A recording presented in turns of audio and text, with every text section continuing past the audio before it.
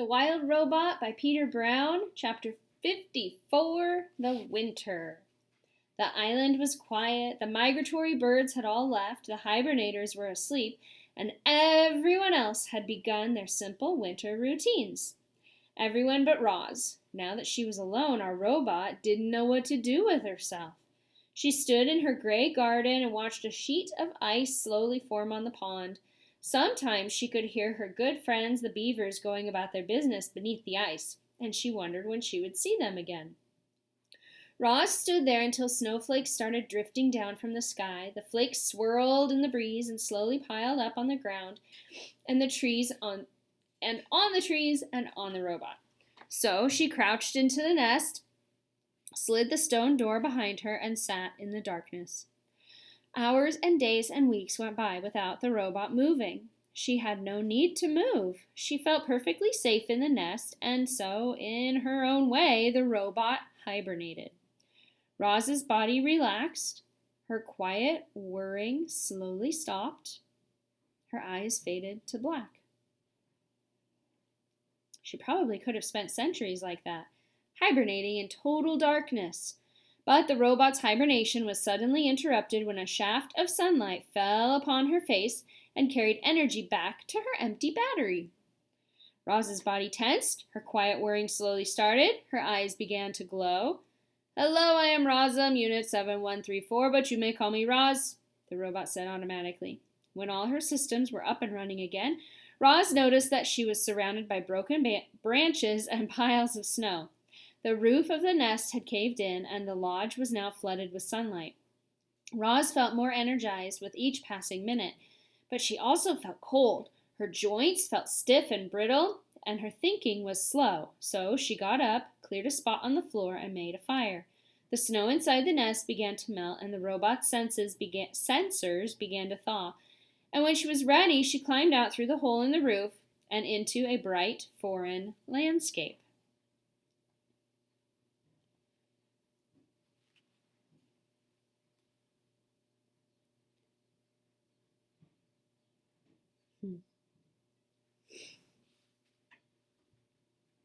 The world Roz had known was now covered in a thick layer of snow.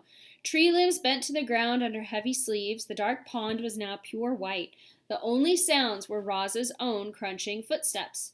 Faint wisps of steam curled up from the robot's body as she trudged through the forest.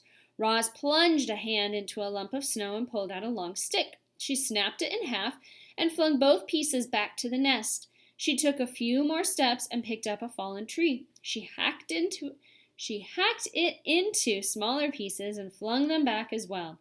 Then she reached down to another snowy shape. But what she pulled up was not a piece of wood. It was Dart the Weasel. He was frozen solid. Roz stared at his stiff body for a moment, then decided it was best to leave the poor thing where he was. As the robot continued gathering wood, she found more victims of the cold. A frozen mouse, a frozen bird, a frozen deer. Had all the island animals frozen to death?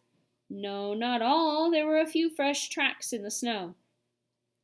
As we know, the wilderness is filled with beauty, but it's also filled with ugliness, and that winter was ugly.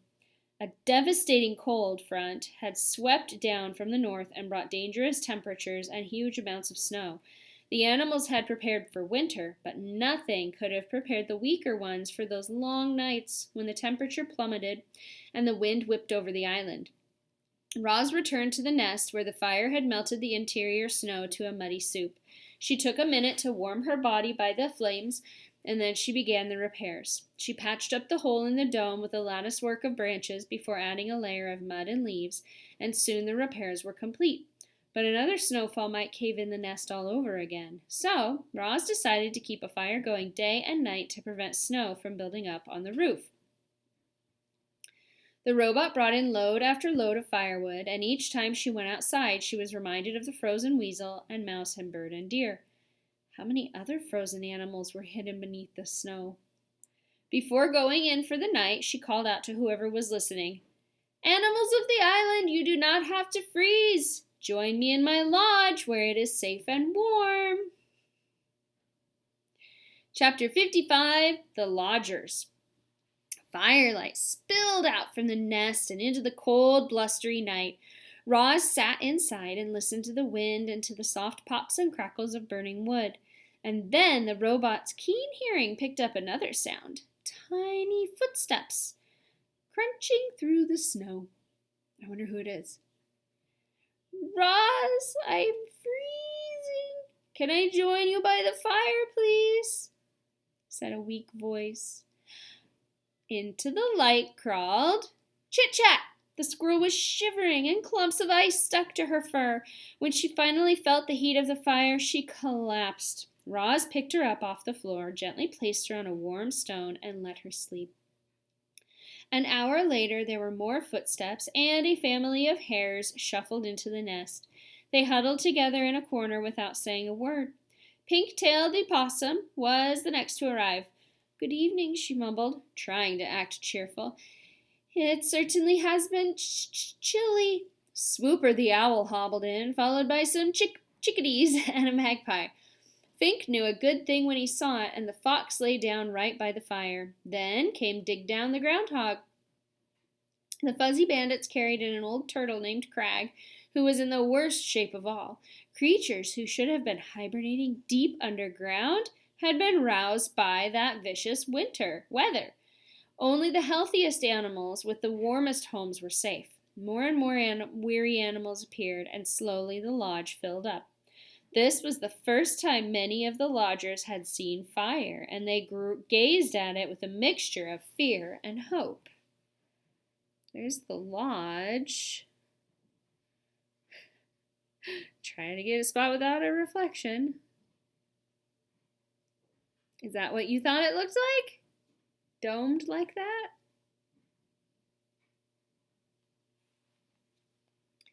They could feel the fire's destructive power, but they could also feel its healing power as it warmed their bones. The lodgers seemed to push forward, eager to feel more warmth, and then pull back, afraid of feeling too much. It was important that the lodgers understood fire, so Roz showed them how to build one. She showed the smaller animals how to arrange the kindling, and she showed the bigger animals how to arrange the logs. Bumpkin, Lumpkin, and Rumpkin struck the firestones together, and everyone cheered when they finally managed a spark. As Roz looked around, she saw moles curling up beside an owl, a mouse snuggling between two weasels, hares nesting against a badger. Never before had the robot seen prey and predators so close and peaceful. But how long could the peace possibly last? I propose a truce, said Roz. Like the dawn truce, everyone must agree not to hunt or harm one another while in my lodge. Very well, said Swooper after consulting his carnivorous friends. We hunters will control ourselves. Then it is settled, said Roz. My home is a safe place for all. One by one, the lodgers each fell into a deep sleep. Even the nocturnal creatures, usually wide awake at that hour, gave in to the coziness of the nest. The robot stood out of the way and quietly tended to the fire as her guests slept through the night. Only when daylight was streaming in through the door did the lodgers finally begin to stir. You are all welcome to stay here as long as you like, said the robot as the animals rubbed sleep from their eyes. My home is your home. Thanks a lot, Roz. Fink carefully stepped over a hare and a woodpecker on his way to the door. I don't think I would have survived another night on my own. It's just too bad we can't cram a few more creatures in here. And the fox slipped outside. The robot looked down at the fur and feathers that now carpeted the floor. The nest had been completely full that night. If any more animals showed up, they'd be left out in the cold. But Roz was not about to let that happen. Chapter 56, The New Lodges. The second lodge would have to be bigger than the first if it was going to fit Broadfoot the bull moose. He was a towering hulk of an animal and had a thick coat of fur, but even he was struggling with the frigid temperatures. Broadfoot lived on the other side of the pond in a dense section of forest that was home to many animals, most of whom were in desperate need of a good thaw. The winter days were short, so there was no time to waste, and rather than walking all the way around the pond, Roz tested its frozen surface.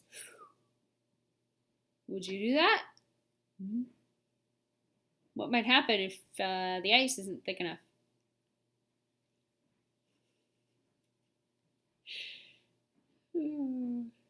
Really wish you guys were here with me to answer.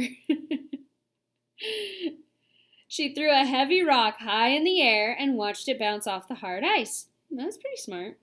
Then she carefully walked over the ice and into the forest on the other side, where she found Broadfoot waiting for her. The moose quietly led the robot to the clearing in the trees where the new lodge would go.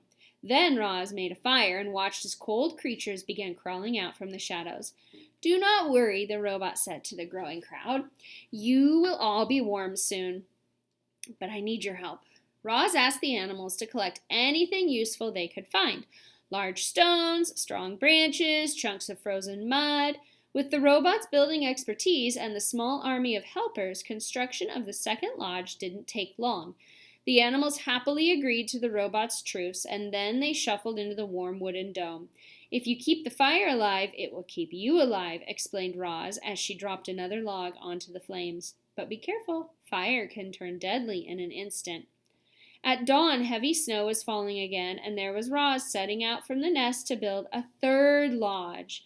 She trudged into the great meadow where fierce winds had created enormous sweeping snowdrifts, but she powered through and finished the job. And soon was beginning work on the fourth lodge, and then a fifth. The island became dotted with lodges that all glowed warmly through those long winter nights, and inside each one, animals laughed and shared stories and cheered their good friend Roz. And we'll see what happens next time with Chapter 57, The Fire. Dun, dun, dun.